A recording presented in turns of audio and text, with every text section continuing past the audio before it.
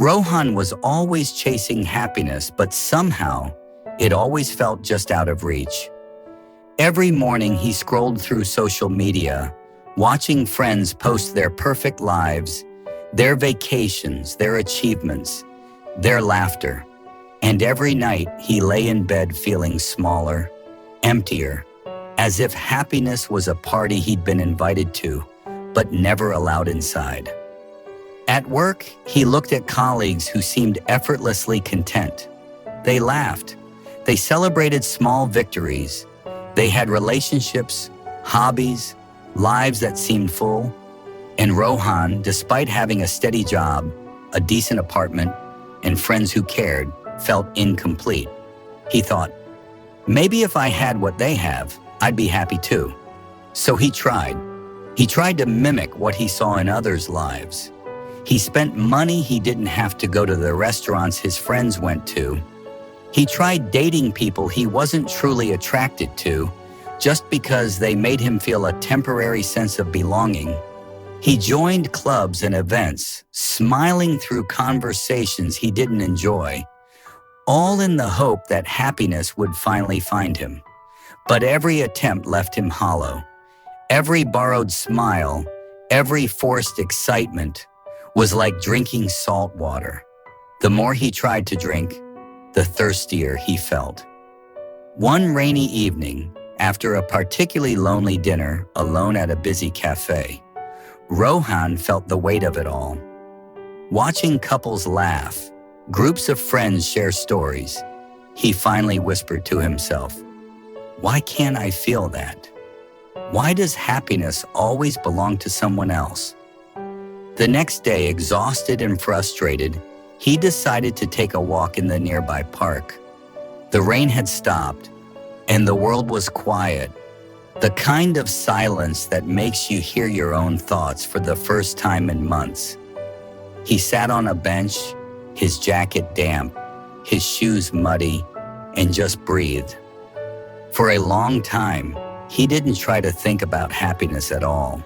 He just noticed the small things, the way the sunlight broke through the clouds, a bird landing gracefully on a branch, the smell of wet grass, and slowly, almost imperceptibly, he felt a flicker inside him, a sense that he was alive, truly alive, in a way that wasn't about anyone else. Rohan began experimenting. He stopped scrolling through social media obsessively. He stopped comparing himself to others. He allowed himself to enjoy his own company, even if it felt awkward at first. He took long walks, started sketching again, cooked meals just for the pleasure of tasting them. It wasn't immediate. Some days he still felt lonely. Some nights he still missed the feeling of being seen by others. But each day he realized that the emptiness didn't come from being alone.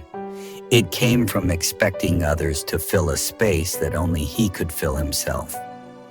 One evening, he was sketching a small garden outside his window, trying to capture the way the wind moved the leaves. His phone buzzed. A friend had invited him to a party, and for the first time in years, he said no without guilt. He didn't feel lonely. He didn't feel pressure. He felt content, whole, like a cup finally filled, not because someone poured into it, but because he had filled it himself.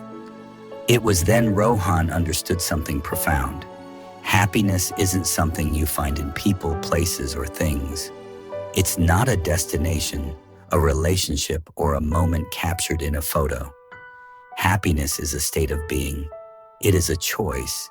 It is learning to love yourself, to enjoy your own presence, to appreciate the quiet, imperfect, messy beauty of your own life. From that day on, Rohan lived differently. He still shared laughter with friends, still celebrated moments with family, but he no longer sought his happiness in them. He made peace with the idea that the only person responsible for his joy was him. And in that acceptance, a freedom blossomed, a freedom that was gentle, steady, and unshakable. Happiness stopped being a chase. It became his own rhythm, his own light. And Rohan finally understood what he had been searching for all along. The happiness he wanted wasn't outside. It was inside, waiting for him to notice, to nurture, to embrace it fully. And in the quiet moments when the world seemed loud and restless, Rohan smiled at himself because he had learned the most important truth of all. You don't need anyone else to make you happy. You already have everything you need inside yourself.